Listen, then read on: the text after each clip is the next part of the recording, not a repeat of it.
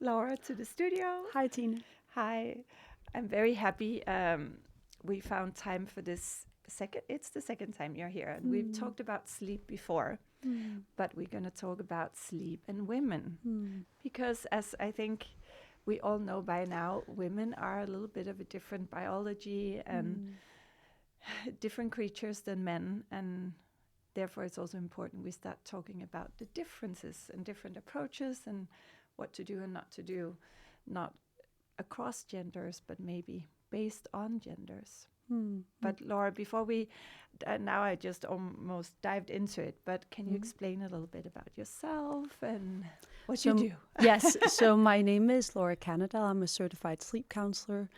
I'm the founder of the Sleep Institute and Moon Shots. Moon Shots being a melatonin company. We're going to get back to that later.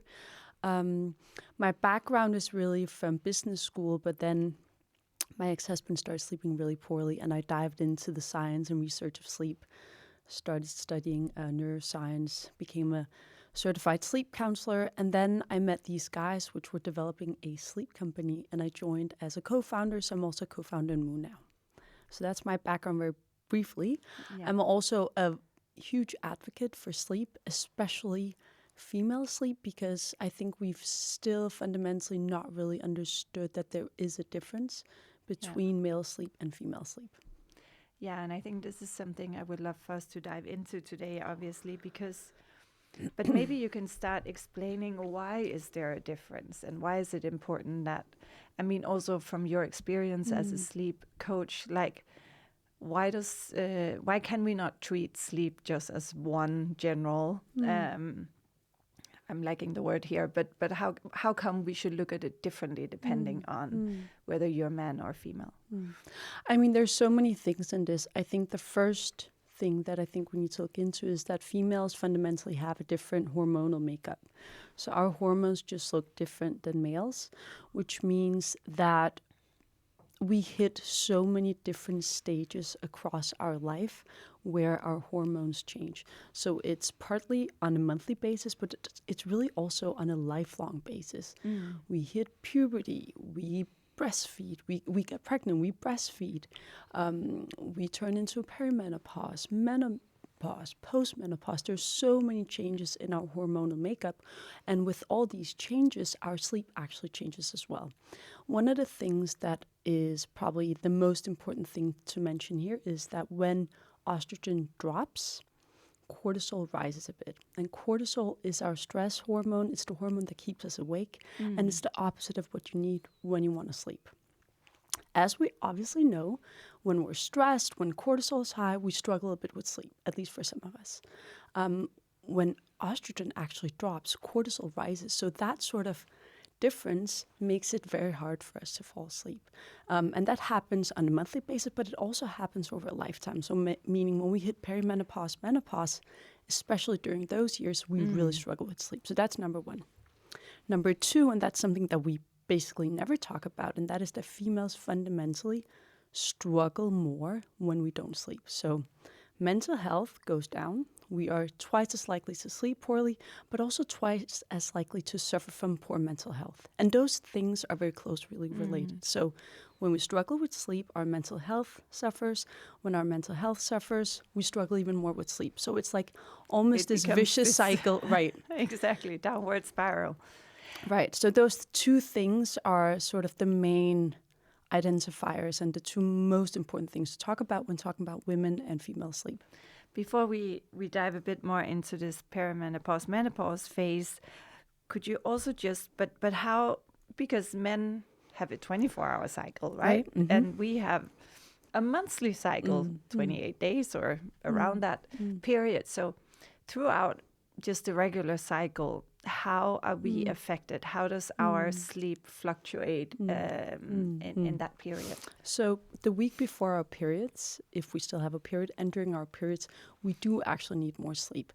And speaking of this, we actually don't know exactly how much. We just know that females generally feel more tired, which indicates we need more sleep.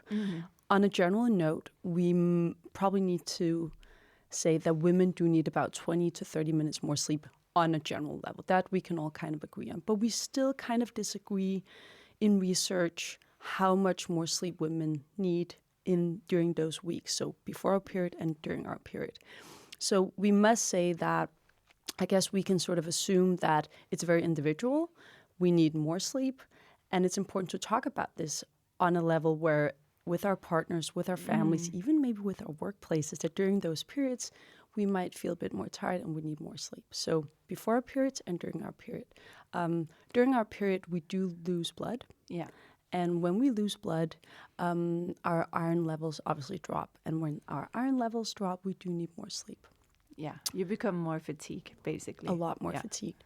For me personally, I also have sort of my own individual needs. And when I notice them, I can kind of correct during ovulation, for instance. Yeah. I can actually sense that if I get more sleep, and this has actually been proven scientifically. When I read that study, I was very surprised that my sexual desire actually goes up when I sleep more during ovulation. And interesting. Apparently, I found this interesting study that said for every hour that a woman sleeps, the likelihood of her having sex increases by 14%.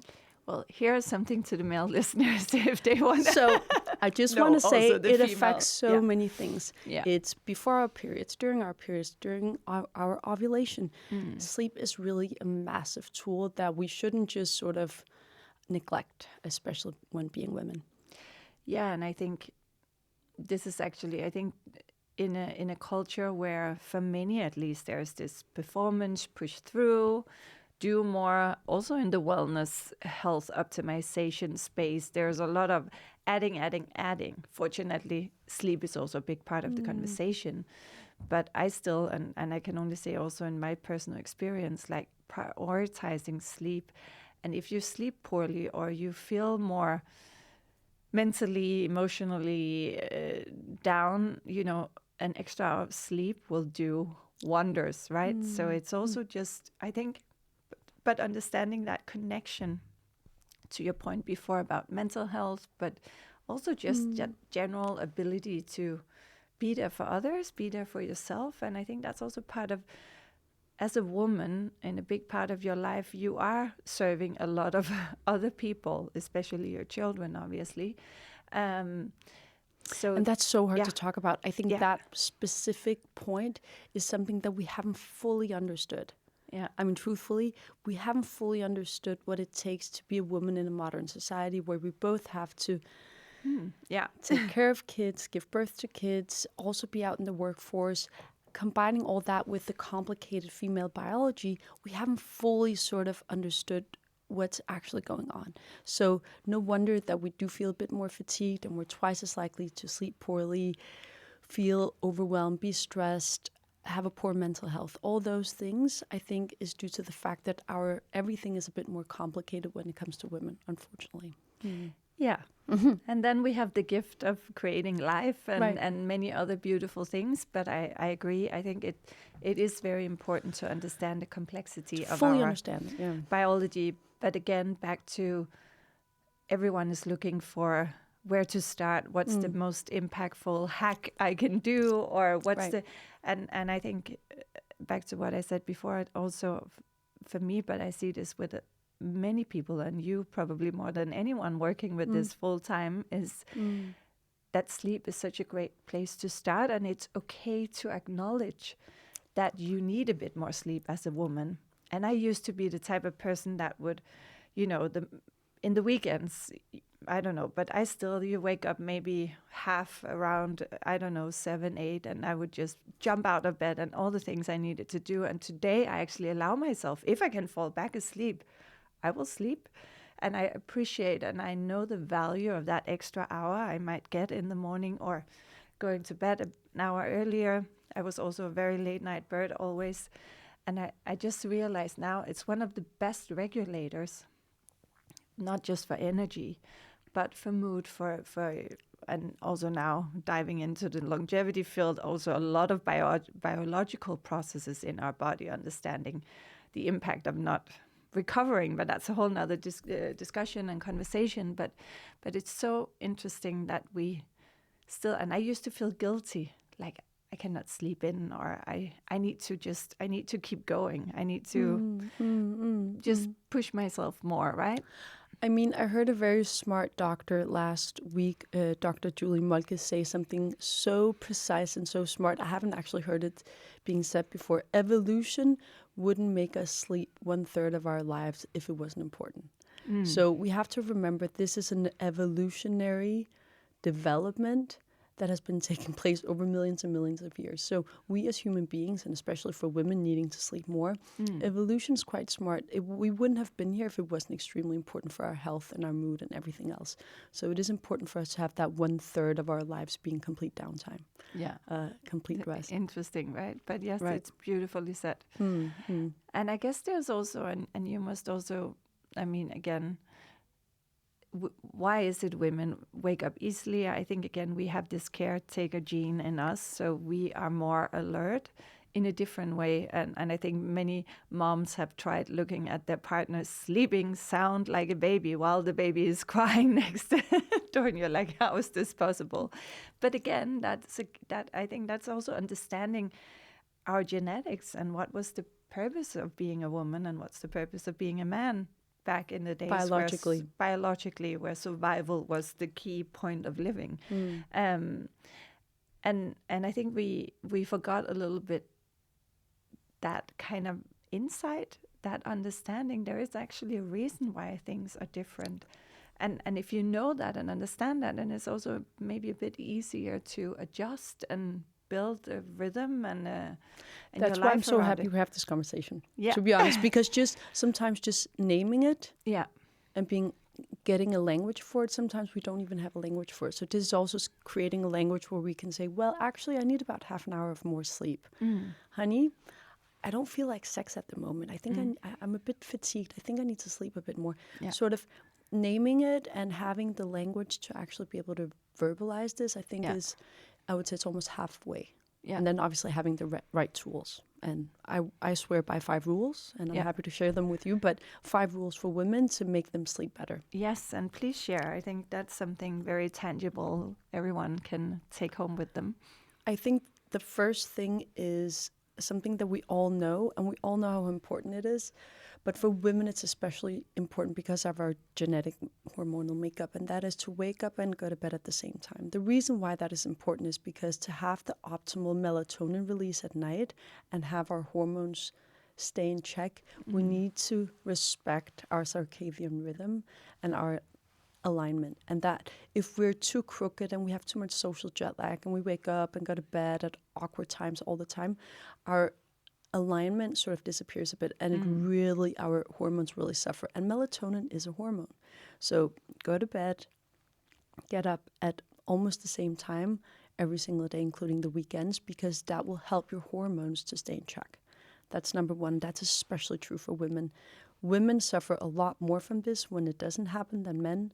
We know for women who have night shift work, for the big study at Rigshospitalet with the women, the nurses working night shifts a couple of times a week, they increase their risk of breast cancer by 30%. So for women, this is especially true. So that's number one.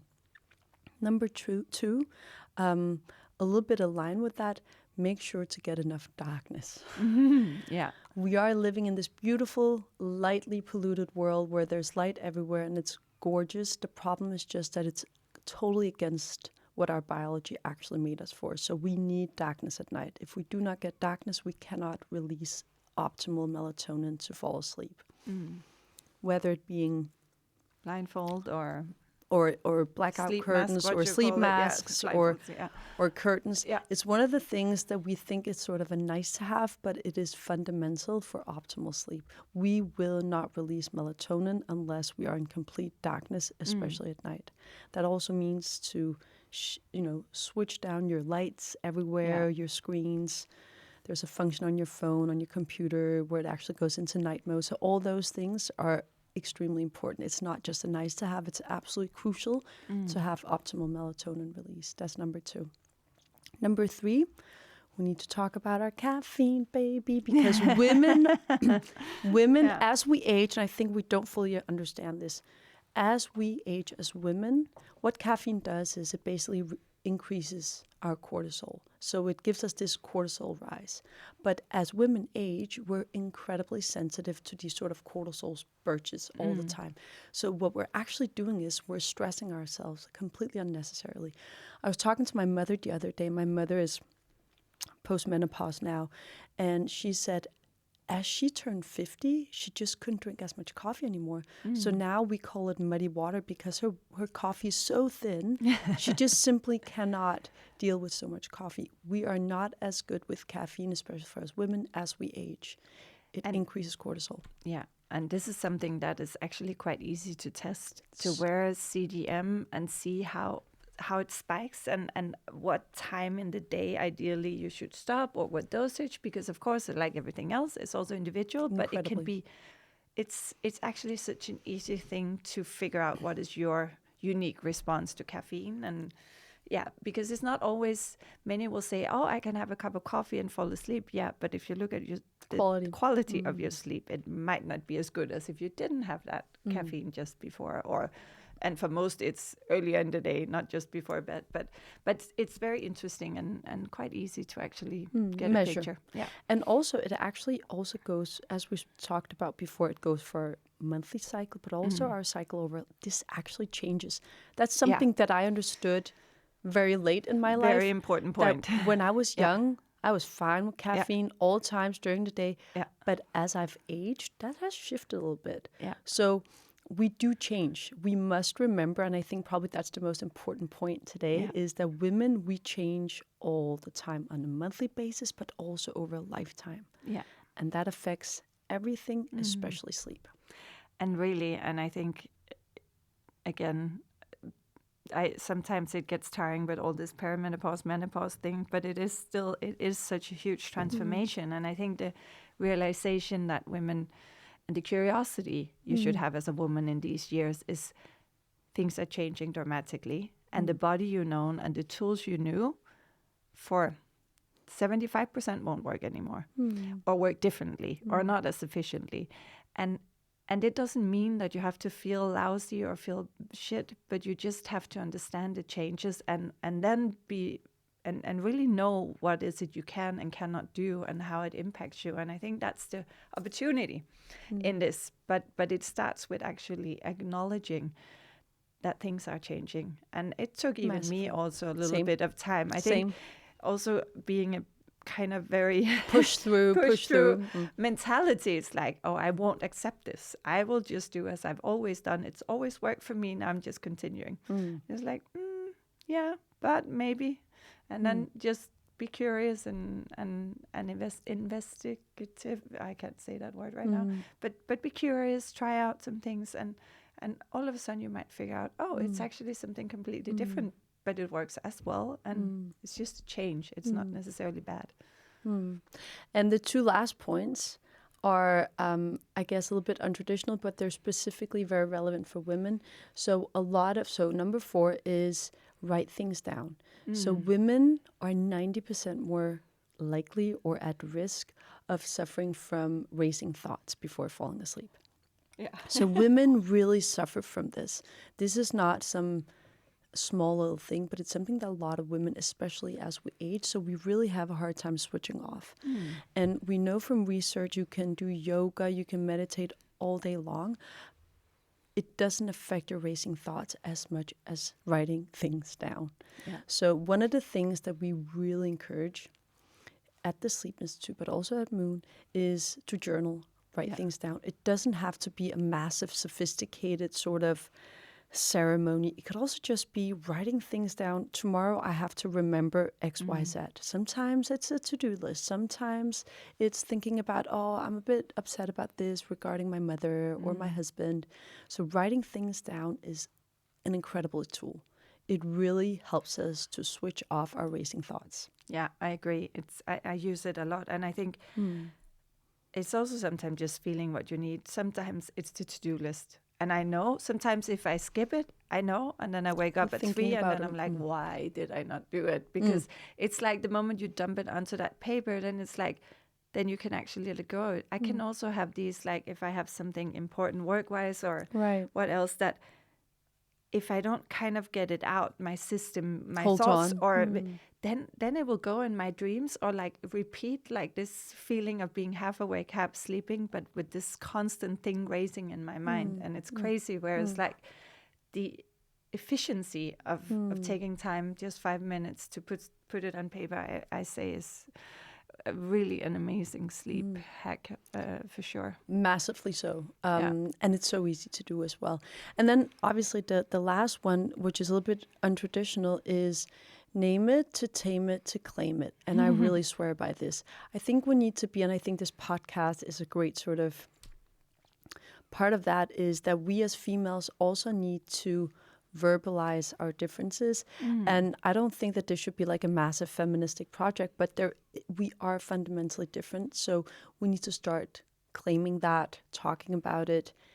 And if we don't verbalize this, it's very hard for everybody else to understand. And that is our responsibility as women. So we do need to claim more sleep. We do need to claim that we're tired during certain phases. We can be incredibly productive during other periods of times during our cycle. But sometimes we will just need a bit more downtime. So we need to name it, to tame it, to claim it. That is just how it is. Yeah. Thank you for sharing. I think, and these are very tangible, there's no cost. It's something you can go and implement Right away. yourself right away. I've always had another thing I've noticed, but that's also back to the screen time. But I think what is important, especially as a woman, more than men again, to understand what you do before you go to bed. It is something that triggers your cortisol, that triggers something emotional inside of you. It can be work. Then stay on the easy side of things if you work at night, and I do often, but then maybe don't take the most complicated or don't take massive decisions. No, exactly. But even I can sense it with watching a movie. Maybe not watching like a horror crime thing just before bed, then maybe something softer, or because it actually, again, what it impacts a bit, like what mindset are you falling asleep with? And that's usually also, for many in my experience, what you wake up with in the middle of the night. That's completely true. I can totally subscribe to that. And that also is something that changes over a lifetime. Exactly. It's not certain. We're complicated. Exactly, yeah. We're complicated creatures. I totally agree with that.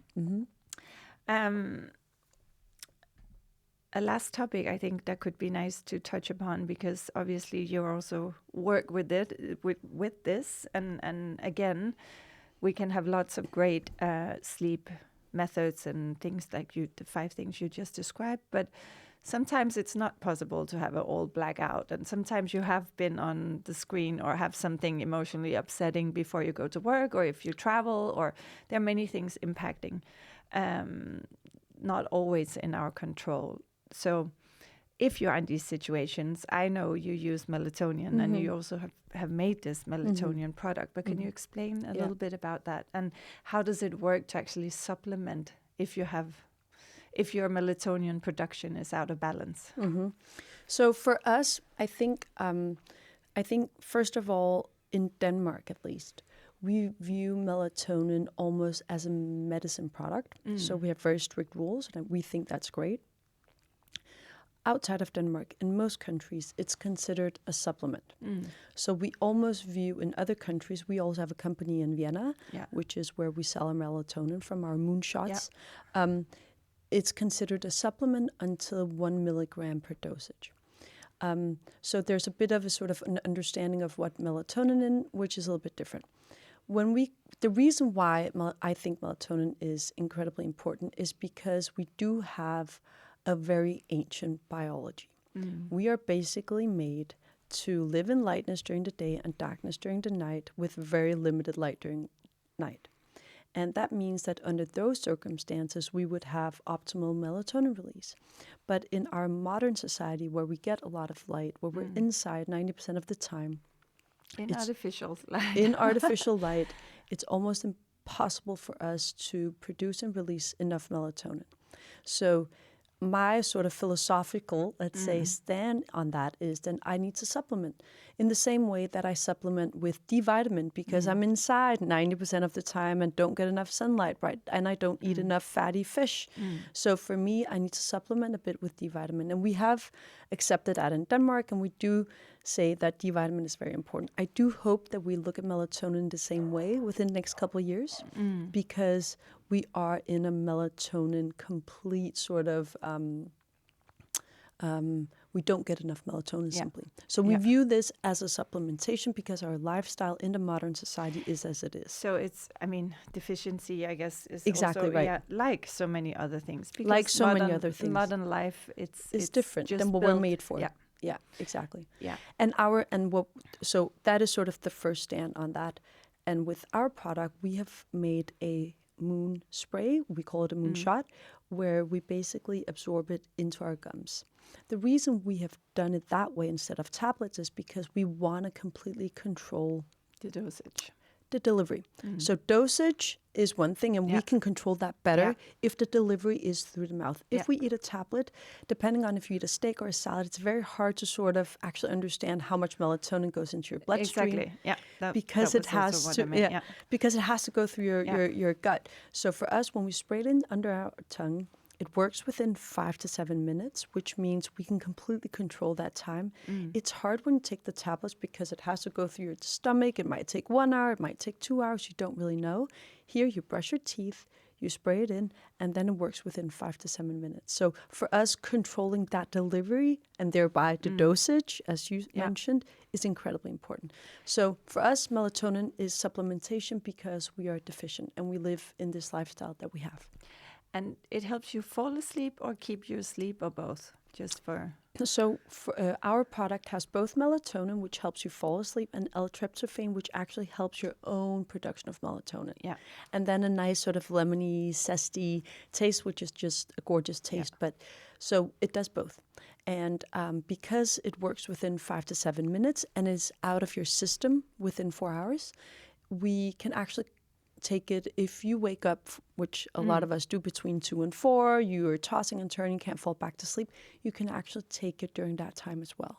Okay, so you can actually use it. So you can use it to control your night awakenings where you're highly aroused, which is fundamentally different than tablets. Yeah. And one last question, because I think we talked about this at a talk we had at Soho House at some point, but I've tried, for example, just been giving a random pill in the US that was way too high dosage, and I had nightmares all night. It's like, okay, so one is, how come? Yes. Why do you get nightmares from that? And two, I think because there are these discussion back and forth around melatonin. Yes. Do you risk that if you take it, then you stop producing it by yourself? That's an interesting question. We get this all the time. Those two questions we get all the time. Yeah. Number one, on the nightmares. So interesting. Or vivid dreams. Yeah. So we do know that melatonin gives you more vivid dreams, especially if taken at high dosage. Yeah. To understand that, I think it's important to understand sleep structure. We dream when we get enough REM sleep, and we tend to remember it more when we get enough of REM sleep, which means sometimes this actually just means that you got enough REM sleep. And you remember it. And you remember it. Opposed to not remembering. So that's number one. Yeah. If you had very vivid dreams, I tend to say it's because you really got a whole lot of REM sleep, which we actually need. Our biology is made to do this, right? Have deep sleep in the beginning of the night to restore our physical sort of biology, but also to have a lot of REM sleep just before we wake up to make sure that our mood and our memory and our dreams and our emotions, that we consolidate. Yeah. So we need those different sort of cycles and types of sleep. But for a lot of us, because we wake up too early, the quality is poor, all these things also due to lack of enough melatonin, we simply don't get enough REM sleep. That's number one. On the other side, you asked if we stop producing melatonin if we take it. So it does go in and replace, but I will say that for a lot of us, we are deficient. So I rather, like with D vitamin, I do take my D vitamins, although I'm outside. Yeah. I still take it because I need it. And I kind of view melatonin the same way. I do take it as supplementation because I know that I'm most likely melatonin deficient most nights. So so it's also how you view it.